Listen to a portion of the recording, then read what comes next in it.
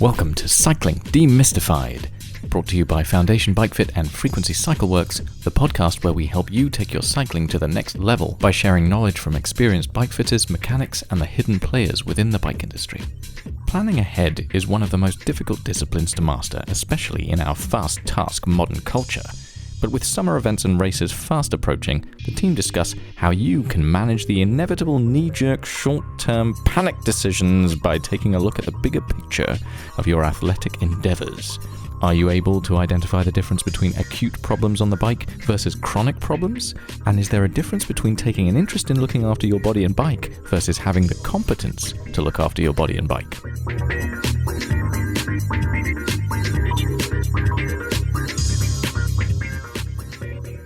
Welcome back to Cycling Demystified. We're back in the studio with Ev. Hello. Matt. You're right. And me, Way. I thought your one would be I'll do. That'll do. It's A up. A up. A What? up. Who says I'll do then? I'll do. Don't know. Aldi. Aldi. Aldi. Whenever No, they don't. I phone my mum though, it's always A up. Oh really? She always answers the phone with A up. Oh, does she not? really? Is she not old school enough to just like answer with the phone number that you've just called? Well, now she knows that. Now she can. 737. Now she can see it's me when I call. Oh right, yeah. A up, Chuck. That's what I get. Yeah. Do you remember when your parents used to call you up and say, "It's your mother"? I know. You're calling me can on my see. mobile. I said, it's like I've got a picture of you. Yeah, I can see. Anyway, we're not Lucky talking I about our answered. mothers today. So, but yeah, it is summertime. The Tour de France is on. We're all dead. Into the last week. I feel like, it feels like the last week of the tour, doesn't it? It is. I feel like I've ridden the first Are you 2 saying weeks of the tour. you feel sympathy fatigue Yeah, because of what they've gone through? Yeah. I feel like I've ridden 2 weeks of a Grand Tour. Just got back from Eurobike. How was that? It was fatiguing also. And you've just ridden around Regent's Park. I haven't actually. I haven't done that since the weekend. Oh, So it's been at least 3 days. Well, yeah, because the weather's been crap. yeah. It's getting nicer now. It's getting nicer again. I might go out tomorrow. Yeah. But yeah, we thought we'd just speak about this time of year, what's occurring at this time of year, but also expectations and reasonable expectations around this time of year, and a message maybe for our clients and people looking to get out on their bikes. We're very excited because it is the summertime, and suddenly, well, you would think that there's some better weather, but it's kind of, people out riding their bikes. Sporadic. That's the word. It's sporadic. Yeah. Well, in this country, good Well. weather is sort of like you find out that afternoon. Maybe it's all about the weather. Maybe this podcast is all about the weather because it's just been so erratic and sporadic. That's what we get now, isn't it? We just get weather. We don't get seasons. No, I don't know. Seasons are a thing of the past. We just get weather now. Or like micro seasons within seasons. Within a day. Yeah. Yeah. Tropical. You get your rain in the morning. You wake up to You get mist. your rain in the morning, your rain at lunchtime, your rain in the afternoon. Different types and of your rain in throughout the evening. day. Yeah, then, you get the fine rain that soaks you Fine through. rain. Manchester rain. Oh. Sorry. Anyway, I think our message this week to people is to plan ahead. Although I know it's difficult at this point in the season where races are coming up, events are happening, things that you've been hopefully training for are occurring. But there's always a panic at this time of year when everyone suddenly realises that things are happening quicker than they may be expected. Time does not stand still, does it, Ware? No. And certainly the amount of bike fits we're getting a week before an Ironman has increased. That's so true. Which, there is no perfect time to do a bike fit or get your bike serviced and so on. But certainly planning ahead does help and put you into a better position. And I think there's just a message around, looking ahead, and also thinking about the future in terms of, I think a lot of people get a little bit blinkered when it comes to events and things happening right here and now, but a lot of our goals are actually kind of longer term.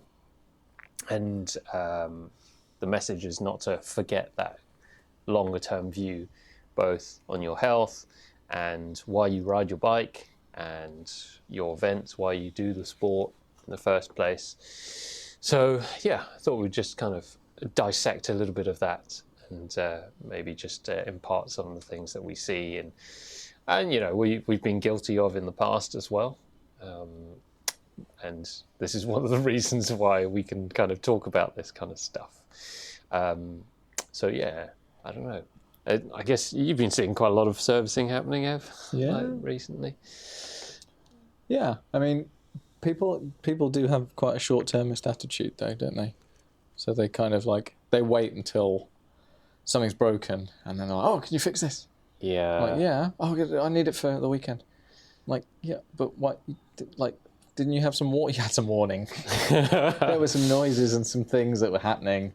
Didn't shift properly, your brakes weren't very good or whatever. It was like, you've got to keep on top of these things. It's the same with your mental health, your physical, well-being and everything. You just don't wait until it's, going to be a problem before you do something about it. That's the difference between maintenance and repair, right? It's the same with your body and the same with your mind. Yeah. You maintain things. It doesn't have to be broken in order to do something about it, to do some, kind of give your body a service. Yeah. Take a bath. Something, relax. Get some sleep. Yeah, I mean, just the basic stuff. But I think what frustrates us is the repeat offenders. That's yeah. I wonder if those people will ever learn. I don't think they will. I think the thing is, it's where you prioritize your hobby. Well, because what we're dealing with is people's hobbies, right? Primarily. So where do you put your hobby in the list of priorities, along with, paying your rent or your mortgage, taking care of your kids, your job, and then is your hobby just down the bottom? But really the hobby kind of, maybe this is an unpopular opinion, shouldn't the hobby be the top thing? Because it enables you to do all of those other things, de-stresses you. That's the whole reason that you get into doing regular exercise. It's not about bulking up or getting faster. It's maintaining your lackluster performance. But the hobbies are the things that people want to do. Yeah. These are the things that you choose to spend your free time doing, and so maybe this is more of an essence of who you are as a person. And so these things matter. Like we do talk about how we work in with bikes and so on, and is only a hobby, and does it really matter? But maybe it does matter, because these are the things that we maybe that's choose. the problem, is that if people are using their hobby, whether it be cycling or running or any other kind of activity, or playing chess club, something like that. Love chess, mate. Whatever, yeah. We should get a chessboard in there. Why don't we have a chessboard? But anyway, I digress. Instead of using that as the, I'll get away from my family and my job and finally get some time to I'll go and ride my bike. It's shouldn't it be you ride your bike so that you've got the energy and the gusto to actually be able to get through life without So I've got a theory on this. Go on. So there's a couple of points. So the first bit is about the point about planning and why, as a society, it's a societal issue that we leave everything to the last minute, because everyone is spread so thin and has so little bandwidth to plan ahead.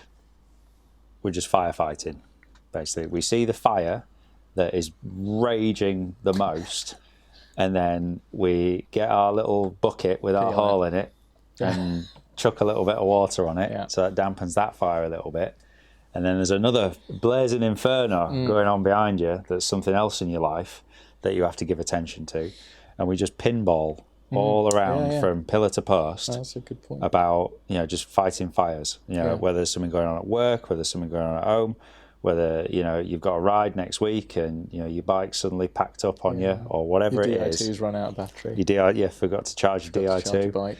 whatever it is. But you're just bouncing around from pillar to post, fighting a fire that just presents itself to be the most pressing issue at that time. So it's a societal issue, first and foremost, is that we don't have time to step back, look kind of at the bigger picture, and plan ahead. But what I will say about that is poor planning on your part does not constitute an emergency on mine. So bear that in mind. I love that. So that's the first issue, the societal issue. The second issue is the difference between an acute problem and a chronic problem. So this applies both to bikes, bodies, whatever it is. So the body, the bike, if you're listening for it, it will usually tell you when something's wrong. Take a bike, it usually manifests in a little bit of a creak. Something, or maybe the gears aren't quite as smooth as they were. That's kind of like an acute thing. So if you nip that in the bud, things generally kind of return to a harmonious state pretty quickly. If you leave it, those acute issues can snowball and become more chronic problems, which take more time, more investment, both in terms of time and financial investment, to sort out. And this is true of the body as well. You get a little niggling feeling in your knee or your foot or your back or something, then maybe investigate it. No need to kind of sound the alarm and have the red sirens going off, but maybe just investigate it a little bit while it's in that acute phase. Before you collapse. Before you Before you end up to getting to the point where you can't walk. And I'm talking from experience here, because I did the exact opposite last year, and I ended up at the point where I couldn't walk because I didn't listen to my body. But check in with yourself every now and again, just to see, how am I feeling? Is this little kind of thing that I'm feeling something that is going to be okay? Or is it something that I might need to look further into? And just by kind of checking in with yourself every now and again, checking in with your bike every now and again, then you might save yourself a lot of pain and a lot of financial heartache further down the line. So little top-ups, little maintenances that you kind of do little and often are usually better than doing it in one massive go. And that applies for the object, the tool, the bike, as well as the engine, your body. So I think there's a lot to kind of unpack. And then the third point... you said there were two. Well, I changed my mind. I can't count. So the third point is expectation versus reality. We have, we're all watching the tour. We're all loving what's going on at the moment. And we're in the third week. It's getting exciting. Seeing like super cool bikes, people smashing each other on super nice roads. And we sometimes think, I can do that. That expectation of you see yourself in that position. And then reality comes and slaps you in the face with a big wet fish. It's just like you were saying, like remembering why you ride your bike. I say comparison's the thief of joy. And it's, it's so true. So, checking in, are your expectations in line with your realities? And if not, why not? Well, we just had Euro 96. All over again. All over again. And those same people were all over the internet telling the people that do it for a living how they should have done it. Which is it's a comparison with what we do, really. Yeah, as well, isn't armchair quarterbacks. Yeah. Do as I say, not as I do. And that's the other thing. It's like when people stress about all those points you made, when people stress about that, what they've got to remember is that there are experts out there, we raise our hands, that are here to help you with all those things. Whether it's with your body, with your bike, your training, your your position, whatever. Like, you don't have to do it all yourself. It's not all on you. You just have to be willing to listen to others. It's not all on you, but you have to take responsibility. You have to take responsibility for your own stuff. but you have to listen. Yeah. And then actually assimilate the information that's been. Yeah, and then decide what's going to work best for you. Exactly. Yeah, and this is where sometimes the shock comes in of, like, you know, bringing your bike in the week before a race and being told that actually we're chock-a-block, or, you know, actually we need to replace a certain thing or part, and it's going to take a bit of time to get it, and there's more work to be done to it because you've not looked after this bit, or this is worn out as well and you haven't quite realised, or, you know, you're need to work on your ankle mobility. Yeah, and so there's only a certain amount that. Just as an example. Yeah, I mean, we see it all the time with the bike fits that come in, and, you know, there's a degree of self-awareness, or different. I think what we see is different levels of self-awareness for kind of where they're at in their cycling journey, or their journey or development as an athlete. And sometimes, things have to go wrong before you come to appreciate what is right. Whether that's like a little niggle, or which turns into an injury, or, you know, something falls off your bike, or your body, or your body, and you can't do it. So there's always opportunity in the lessons that we kind of learn along the way, but at the same time, I guess that we kind of want people to have that kind of self-reflection and that awareness, to kind of think about themselves and what they're doing and what they're asking of kind of the experts that will help them, and whether or not that's a reasonable expectation or not. And yeah, I mean, I'm not saying that we don't like helping other people out and so on. Like, all our clients are lovely and so on, but certainly at this time of the year we see a lot of pressure in terms of, you know, people putting pressure on themselves and then transferring that pressure to somebody else, trying to make it their problem. Yeah, absolutely. And some of that we see just through, you know, what we see on TV. Like, the Tour de France is basically a giant advert for cycling and endurance sport and different bikes for 3 weeks. Say it's a giant advert for completely overdoing it. Yeah, it's like everything. Like, every time, you know, you don't.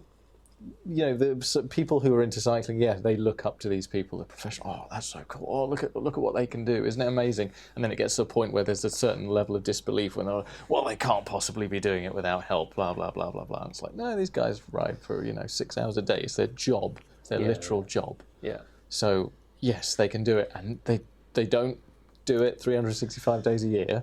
Yeah. But what's the cost? The cost is, a lot of them just disappear off the face of the planet after a few years because they can't hack it. But that's the point. Because they're overdoing it. So what is the cost? If you want to be riding your bike when you're 100, probably don't want to be doing what these boys are doing. Exactly. Yeah, we were just having an interesting conversation last night with a kind of, I guess, semi-pro who was reviewing his bike position, and maybe realising that the improvements that could be made maybe would be a healthier improvement to his overall, and it's taken that kind of getting him to a level where there's just like an unshifting little niggle to get him to really appreciate and understand the kind of work and the level of investigation or like care for his own body and biomechanics before everything kind of falls off, as it were, into a chronic stage. But yeah, like the guys on the tour, like there's so much variety in their bike positions and what they do, and like everyone looks up to them as, the pinnacle of the sport. But I think they're really just an extreme of the sport, and that kind of is appropriate to basically everything from like their bikes to their positions to how long they're doing it for and how they go about it, their nutrition, their health or lack of health. And yeah, it's short-term health. I mean, that's the other thing, isn't it? Short-termism is that's the sort of underlying similarity. Yeah. All these things. So what does smashing 160 grams of carbs an hour for 3 weeks straight do to your body? Yeah. Like, we don't know. I mean, we can take a pretty good guess. I mean, imagine like it's Friday night, whatever, like pizza night or something, and you've gotten the extra like. Well, put it in this context, right? So you have 3 weeks of the year, every year, 3 times a year, where you go out and drink 10 pints every night. You have 2 rest days, and see what that does to your body. I mean, that's basically the same thing. To be fair, I've got friends that's there. It's basically the same thing. But it's like you say, it's that kind of that lack of long-term approach at the extreme end of the sport, because it is win at all costs. Every sport, like the flame that burns twice as bright burns half as long, right? Exactly. It's like every sport, when you get to the extreme level, the careers become shorter and shorter. There was in the past, you'd see, there were 50-year-olds doing the tour. And they weren't starting as young as they're starting now. Now, kids are being like, what's the word for it? Like, well, it's like Remco. Remco's had all this expectation like heaped on him. Yeah, he's basically a child. Baby. He's still a baby, and it's like literally only this year this tour has he actually. Yeah, this is kind of matured a little. It's the first time that he, you've seen him kind of go, well, actually, maybe I won't chase every attack. Maybe I'll try and bide my time a little bit. But it's like we've said before, isn't it? It's like we take inspiration from the pros, but we shouldn't necessarily emulate them. Yeah, definitely not. So let's give the listeners some kind of bring it back to what we were talking about, kind of checking in on yourself. What little tips can we give them to be checking in on both body and bike? Just some really simple things that they can take away and maybe listen to a little bit more easily. Certainly from like a bike maintenance point of view. Had a lady come in earlier just talking about chains, things like that. Less is more, I always say. Don't over-lube your chain, don't over-lube your bike. Just enough is enough. Just do the bike. Just check your tyre pressures. Like, look at it. Use your eyes. The gears stuff's on the outside. This is the thing about, but right. Use your words, Jeff. Use your words. Got me started now. It's if you have a car, it's everything's hidden under the bonnet, right? The engine, or the whatever, or your motor, your electric motor, or whatever. It's all hidden. So you take it it starts making a noise. You take it to a garage, and they say, "Oh, well, there's a big long list of advisories. You need to do all this." And you're like, "But why? There's nothing wrong with it." Yeah, there's nothing wrong with it from the outside. But the thing that I've never understood is that a bike, everything's on the outside. You can see all of it. Well, that's not true. Well, okay, apart from like modern like on your bike, well, no, I mean the gearing, like on your regular road bike, TT bike, whatever. Anything with standard, like a drivetrain, derailleur gears, right? You've got your gearing's on the outside, right? I'm like, just look at it, inspect it. Just like, you don't have to touch it. Don't touch it. Certainly don't touch it with a screwdriver. Don't touch it with a screwdriver. Oh, don't ever adjust. Don't do it yourself. Please don't do it yourself. Anyone who's listening, just don't touch the screws. Just bring it to an expert. But you can see things. You can tell. If you bought the bike from new, you knew what it would look like when it was new, right? And now look at it. So just have a think about, like, okay, well that looked shiny and new, and now it doesn't look shiny and new. It's covered in mud. All right, let me clean it off with a hose and then look at it again. All right, does it still look a bit crappy? Maybe it needs some attention. But I think it's like in terms of like basic checkpoints that you can have a look at. Like you said, check your tyre pressures. Check for things that are lodged in the tyres. Words in your tyres. Hopefully no logs. Lodged in your tyres, so things like little bits of glass, flint that could potentially turn into punctures. Exactly. And then just check your bolts every now and again. Like if you've got a nice carbon bike, don't go ham-fisted tightening everything. Just check them that they're not loose. Exactly. That's all you're doing. Just like that. Is it loose? Is it supposed to be loose? No. Tighten it a bit. Is there a creak? Yeah. Is there a creak? not? If there's a creak, then that's when you email me. Bikes should be pretty quiet, shouldn't they? Fairly. They shouldn't be silent. They're supposed to make some noises, but No, mate. All I want to hear is tyres. Tyres and the whirl of the drivetrain. all you hear is the commuters trying to Oh, mate, you don't want to know what I hear. change gear to get past you. Yeah, but yeah, any creaking, cracking, popping, crying, yeah, sort it out. Again, like the quicker you get it sorted out, then the better. Squeaking from the chain shouldn't be squeaking. But I think the main thing is just take an interest. Like, take an interest in how the thing works. Mm-hmm. And if you're unsure, ask. Yeah, exactly. Like, if you're unsure, like, is this normal? Is this noise normal? Yes or no? Yeah, a lot of people have preconceived notions of how something should be without any reason to have those. But I think, right, if you've got like a really nice bike, Yeah. and you have no interest, like, in how it works, then that's different from no competence in fixing it. That's completely different. If you've got no interest in how it works and making it run smooth, then that's a red flag, I would say. Like, at least take an interest. If you have no interest in the maintenance of your bike or whatever thing you know, or your exercise machine or whatever you do, then what does that say about how you deal with your own body, let's say, or your own mental health? Yeah. Like, do you just leave things until something goes horribly wrong? And What would your mother say? Exactly. What would your mother Basically, what would your mother say? say? Can't Get wear that socks fixed. with holes in, because if you get hit by a car and they have to take you in an ambulance, what would they think of you? Is that what she said? That's what my mum. that what your mum- Yeah, that's what my mum told me. Always wear a fresh pair of pants. Yeah. Those 3 days, those 3 day olds. You never know. No. But yeah, like, maybe that's a good but we used to call it personal bearing, right? bearing. And if you have a strong sense of personal bearing about you and your possessions, then chances are they'll work and last longer. Yeah. Because you look after it. I mean, you don't have to be a narcissist, No. but take an interest. Take an Have interest. some respect for yourself. Respect Also, yourself. like, bikes are so expensive these days. Everyone's always complaining about like how expensive their bikes are, how expensive this is. You know, can I have a discount off this and that?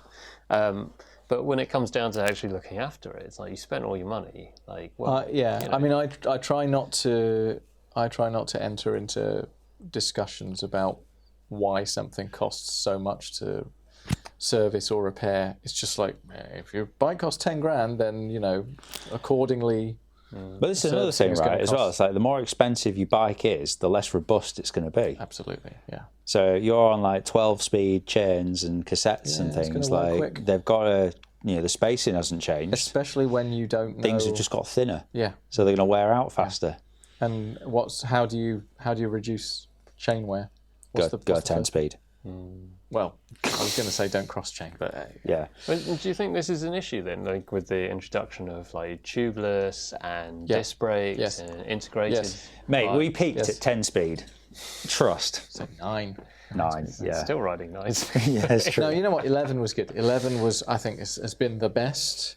Because everything was cross-compatible. Everything was cross-compatible, and it was robust enough, and you could always, you know, you could find the parts and loads of people. You know, it went on long enough for all the outside companies to come in and go, oh, we're going to make stuff that also is compatible with that. Yeah. But now, you've got the bike manufacturers are desperate to try and push people into proprietary nonsense that you can't. Yeah, somebody was talking about it like, oh, yeah, I used to be, it was your mate last night, wasn't it? I like, you know, getting in the garage with my dad, fixing my bikes, kind of thing. That's kind of the old school kind of mentality of, you know, bikes were attractive because they were you could maintain it yourself. Simple. You could fix it yourself. You just need a couple of different size spanners, and that was it. Now everything's luck. you've got like 10 grand's worth of tools just to not be surprised when a different bike with a different standard comes in, and you have to mess with it. But yeah, main point: take an interest, look over your bike every now and again, just basic stuff. Check your tires, check that your bolts are the correct torque. And if you don't have the wherewithal or the headspace to deal with that stuff, just make sure that you take it to your mechanic regularly. Outsource it, and find someone you like, somebody you trust, like me, and take it to them and let them deal with it. Let them tell you what it needs and how long they think something's going to last and when they next want to see you. It's a bit like going to the dentist. So on that point, I would say try and build a relationship with your local bike shop or your local mechanic, because they are far more likely to go out of their way to do something for you should you need it than if you just come bounding in and in a flap panicking because I've spent all my money on this bike. Why is it broken? Well, so you spent too much build a relationship and you will get much further. If you see somebody regularly, semi-regularly, whatever, and you communicate to them, you're like, well, it's good because I saw you 6 months ago and now I see the state of your bike. I know how you ride and I know roughly what's going to need. Like, it might need next to nothing. It might need some adjustment, some cleaning. That's good. But you have an idea. But you have an idea, and then usage, then you can say, look, you be prepared to spend so and so how much on like a chain or something the next time I see you in 3-6 months or whatever. You know what everyone should do? They should go see Jenny at the London Bike Kitchen. They should. And she's one of the very few people who teach you how to fix your bike in a workshop kind of environment. And that might be the most valuable kind of time and energy you spend so that you can get the best out of your bike and your riding. Because, if you can, everyone's so, obsessed with also saving watts, gaining watts. Clean bike, that'll save you some watts. Clean chain. Fastest chain, I keep telling people, the fastest chain is a clean chain. A clean one, It doesn't even have to have any oil or wax or anything on it. That irks me. It's not going to last. That proper irks me. Which bit? If you're concerned about aero and watts and your bike is filthy. That happens a lot. It just looks like it's been picked out of the canal. You've got issues. Like, you are focusing on the wrong thing, friend. Like, drivetrain efficiency is really like, you can feel it in your legs. Make sure your brakes don't rub. That's another good one. We had a friend who went to the Ironman in Hawaii and he rode the whole thing with his back brake on. Oh. He must be strong as hell. He wondered why he was knackered. But we were talking about this the other day as well. It's like, we incorrectly make this assumption that all of these people know how to ride bikes. Yeah, that's a story for another day. Yeah, but we'll do a podcast on that because there is definitely some education to put out there. Yeah, I mean, that it also relates to the sudden... we've had a spate of people coming in lately who are doing triathlon and suddenly, just before their Ironman or something, like, I want aero bars put on my road bike. That irks me as well. And it's this sudden, like, kind of knee-jerk reaction to that insecurity that they haven't done enough, or they want to get faster, or they want free speed. They want that's the reason that they want it. And no speed is free. Right. Yeah. So give us a quick rundown, like a 30-second rundown. What's the difference between a road bike with aero bars on it and an actual pure TT bike? Well, first of all, I'd say that there's a reason why there's a road bike and there's a reason why there's a separate TT bike. Because essentially they're two completely different positions. So if you're trying to put aero bars onto your road bike, you're essentially trying to turn your road bike into a different bike altogether. So whatever is going to happen, you're going to end up with a compromise. You're trying to put a square peg into a round hole. Kind of, yeah. The idea between like clip-on aero bars is that maybe you'll get some aerodynamic gain, but you just have to be aware of like the consequences. generally speaking, in very general terms, like a TT position will be sitting your body a little bit further forward, maybe a little bit lower at the front end at the cockpit, a little bit narrower, to make your body essentially as small as it can be to optimize that aerodynamic kind of drag. And from that, hopefully, then you'll get a little bit more speed out of it. Whereas the road bike is supposed to be a little bit more balanced, able to deal with more varied kind of riding and terrain, and be more comfortable for varied kind of riding, and probably a little bit more efficient in terms of like pedaling. And so your center of mass is a little bit further back, and there's less weight on your hands and all this kind of stuff. So they're two completely different positions with two different aims or priorities. So when you try and meld them together, then you just get a compromise somewhere along the line. I would liken it to try and to screw in a screw without using a screwdriver. And the only tool you have at your disposal is a hammer. You can do it, but just because you can, It's not ideal. doesn't mean you should. I mean, there's lots of different ways of going about it as well, and it completely depends on your aims and goals. Because you see a lot of people doing ultra distance riding with aero bars on it, but their priority is not aerodynamics. It's purely another position, and so you have to go about that. I mentioned this I was moaning about this the other day. I was saying, well, you put aero bars on a road bike, you lose one of the premium endurance positions, which is hands on the tops, right? Yeah, but that's just not really thought about. And so, sometimes people have to go through that kind of lesson of putting on the aero bars, because it is relatively You also easy. compromise the front end completely. Yeah, like handling Handling wise, just sort of goes out. saddle comfort wise, pedaling. There's so many. It's just a bad idea. It's a terrible idea, and they shouldn't be doing it. You're just adding weight to your bike as well. It's like if you're doing an endurance event, you want your bike to be as light. You're going to cover it in bags anyway. You want your bike to be as light as possible, surely. Well, tell me I'm wrong. What's another aero bar on top of the 50 kilos of bags? And aero bars on top of more aero bars. Yeah, but just the kind of expectation of suddenly just buying a whole load more speed. Oh, that's the word. If this was QI, the buzzer would go off. Yeah, the buzzer would go off. You said expectation. Right. But it is. It's like, I need more speed. I don't feel confident enough in my training or what I've done so far, so I'm going to buy some speed, and I'm going to slap these aero bars on, and then your lower back hurts and your saddle's uncomfortable and you don't go as fast. Yeah. And then you complain that it didn't work. So, I mean, again, we've all done it. Yeah. And it doesn't mean you shouldn't go and do it, but again, there needs to be a moment of reflection and realization of what's going on.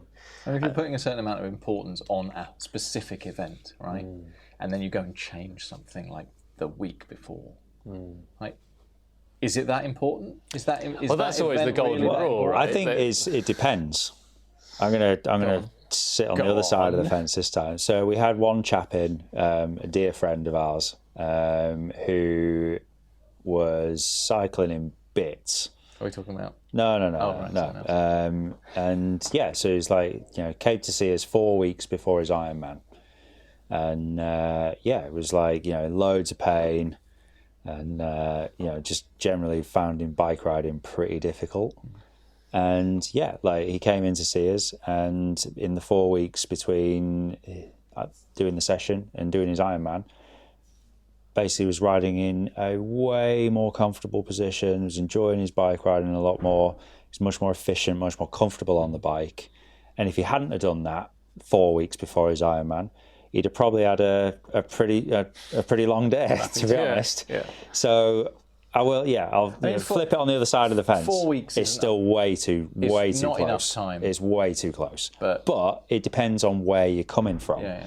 if you're coming from a place where it's kind of like, you know, you're nowhere near where you need to be anyway, and you're in a lot of pain, a lot of discomfort, then like you are probably going to be in a better place having done a fit that close to your event, because you're so far removed from where you were that it can't get much worse. It's only going to get better, basically.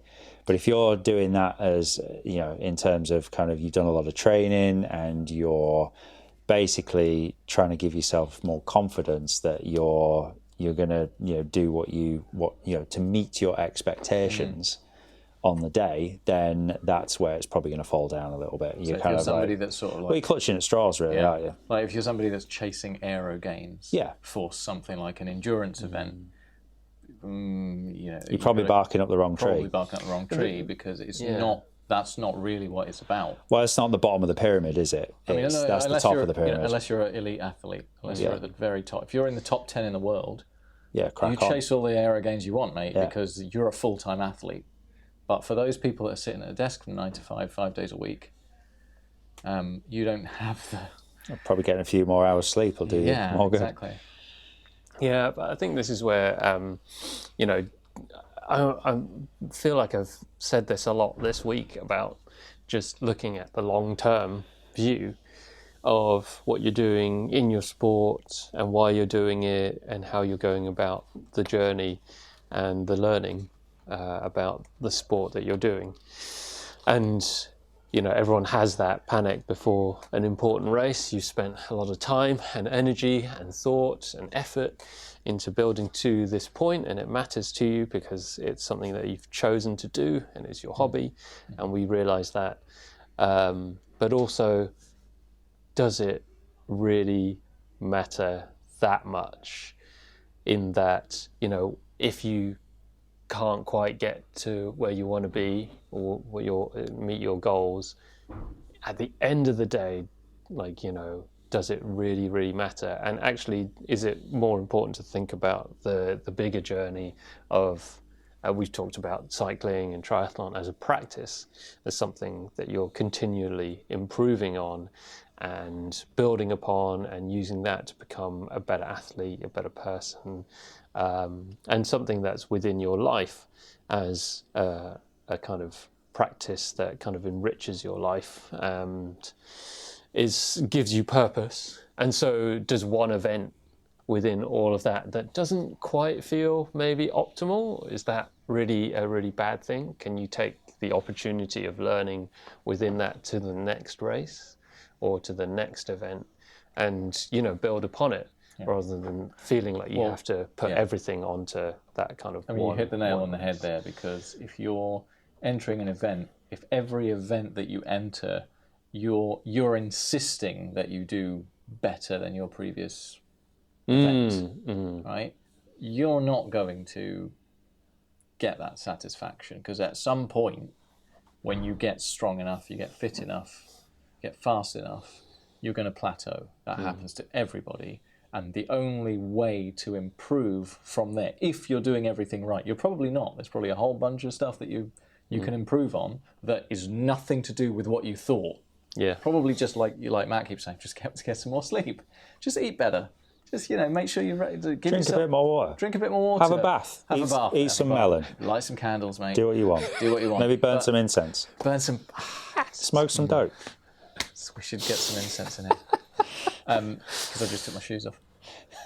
But, you know... It's all about carbon monoxide at the moment, yeah, isn't it? About that in a minute. Smoking carbon monoxide. Foot training. If you know... If you don't know what we're talking about, go read the Escape Collection and the Tour de France. Anyway. But, yeah, this... Look, you know, if you look at any actually, you know, any pro elite athlete, the people that a lot of people are trying to emulate, and they shouldn't, most of the time, those people fail. Most of the time. The vast majority of the events they enter, they don't win. Yeah. Right? It takes a lot of losing, a lot of failure to learn, to educate yourself into what it is that you could do to improve. You know, if you haven't made the mistakes, you don't know how to rectify that for the next event. Yeah. So if all you're concentrating on the positives, and when you fail, you're just like, oh, that was a waste of time. Yeah. I didn't improve my time. I didn't get a PB. That was all a waste of time. No, none of that is a waste of time. That's all the really valuable experience. Winning is like there's an anticlimax. If you win something, you got it all right. There was no guessing. You figured it all out. You won. Well done. That's it. Eat your cake. Have your medal. That's it. What do you do from there? Yeah. Go back to your It's job. quite interesting, isn't it? It's a bit like Cav in the Tour and winning his 35, and like you could see the hunger. He really like needed that win, and you know he really went after it. And you could see him, you know, surfing the wheels and getting in there. They did all the work. They knew what to do, and they absolutely nailed it. But now, like, you know, we're third week into the Tour. He's just like, you know, it's completely changed his mindset on kind of where. Gruppetto. Well, now he did what he came to do. They did as a team. They did what they came to do, and now the rest is gravy. If he was in a position to win another one, great. He'll go for it, and because there's no pressure now. But his new target now is just finish, get to the end. Yeah. Complete it. If he can, I think that's really his target is finish it, get to the time trial in Nice, and complete it without having to drop out. That's the only target that he has now as a professional sportsman, and then he can get in the damn commentary box. But I think that you made the point is like, you know, this stuff isn't linear. You don't. It's not a constant escalator of improvement. It's a lot of failure for the moments of victory. I mean, whatever that means, like whether it's Cav in the Tour, whether it's, you know, like doing a personal best in your Ironman or triathlon, or whether it's just going faster on your local loop. Fitness isn't linear, and it's the process which is the most important thing. Yeah, just going back to the podcast, we talked about process, being focused on the process and that journey. Is the more important thing, rather than placing all your value on the results that you get, you know, getting that, you know, victory or whatever it is. You know, actually, you know, everything that you do is valuable as long as you kind of take the learnings from that and apply it to the next time you do it. And that's how we develop. And, you know, we go through mistakes. Mistakes are essentially opportunities. You know, in terms of my peers in cycling, the happiest. I thought you were peerless. I said I was fearless. There's a difference. That's why I broke so many bones. But in terms of all the people I know, the ones that are the fittest, the fastest, the most successful. All right, successful. I put in. Oh, there's a word. Right. Yeah. Exactly. What is success? What, you know? Well, if the reason that those people more often seem to be pretty miserable is because they decided that something to them, winning races or having good results in, like, you know, town crits and stuff like that, or an Ironman or a triathlon or whatever, was their measure of success. If they actually get there, where do you go from there? Well, it defines who they are, isn't it? And our hobbies can sometimes morph into defining who we are as a person rather than being a part of who we are. Yeah. And I'm not saying don't take your hobbies seriously, but don't take it so seriously. Don't take them too seriously. There are a lot of people who take things, especially cycling, way too seriously, and they train like crazy, and they get to this point, and then they plateau. And that's fine. It's fine. I'm not saying, like, you know, but train hard, enjoy it, take it seriously, but don't take yourself too seriously. Exactly. I think that's the point, isn't it? You're just another bloke in lycra. Yeah.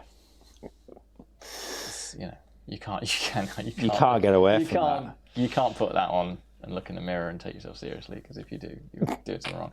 But what I mean is, like, if you compare it to those people who've just got into it, who've like fresh into, like, the greenies, like fresh into cycling. Oh, look at this ocean, veritable ocean of opportunity. And they're all like, they're all doing the baggy jersey and then making the mistakes. I love that though. I think that's brilliant. That's great.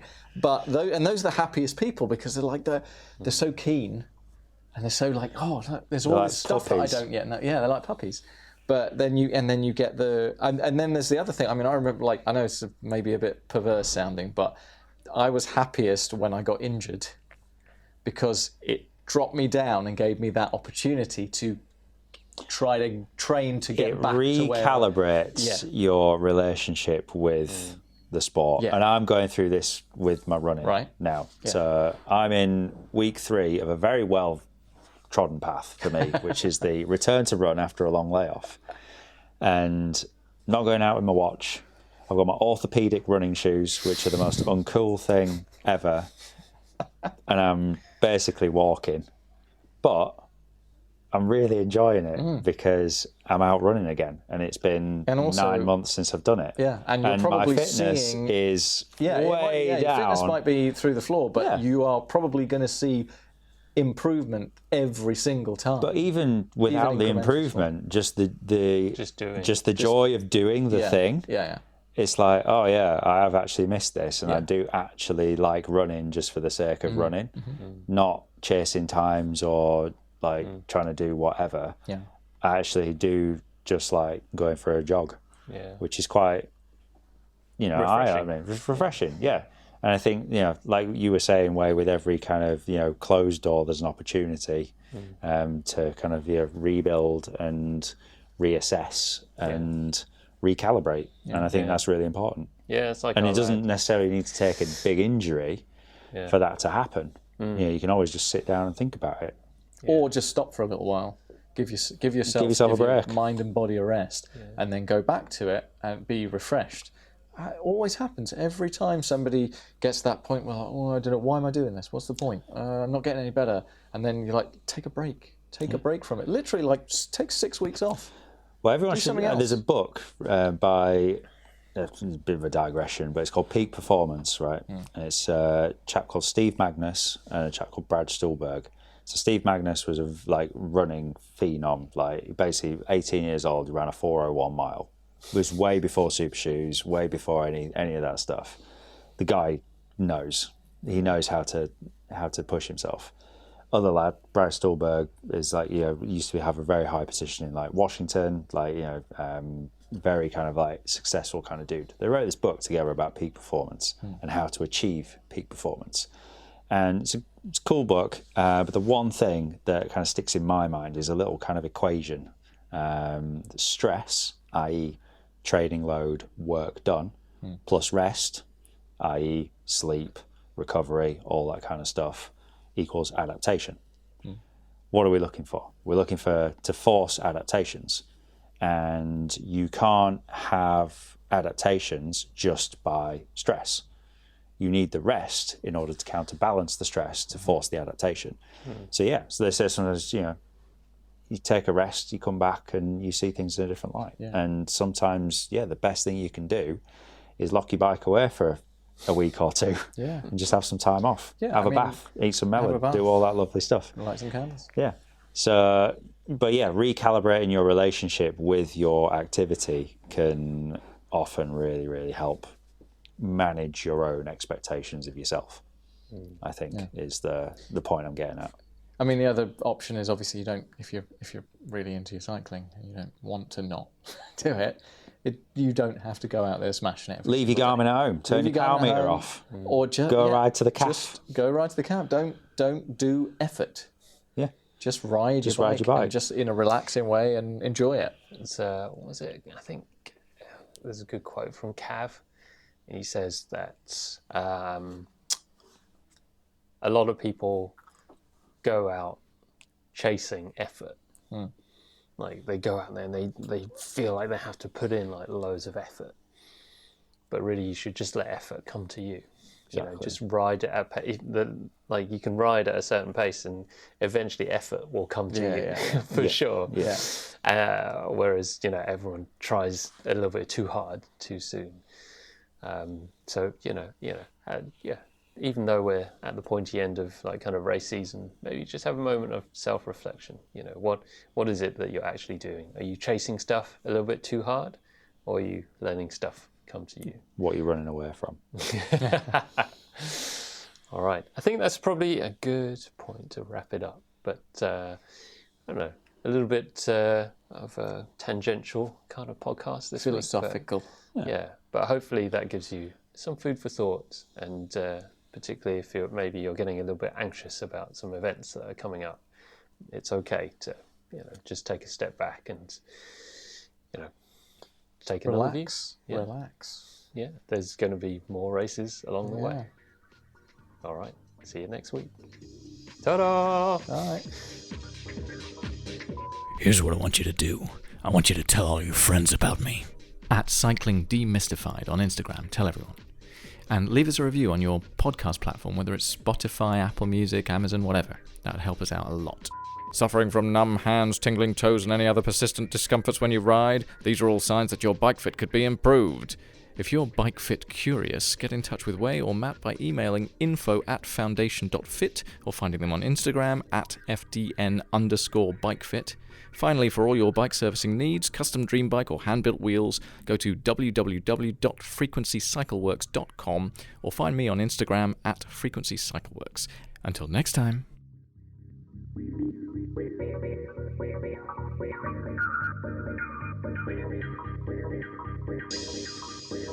be right back.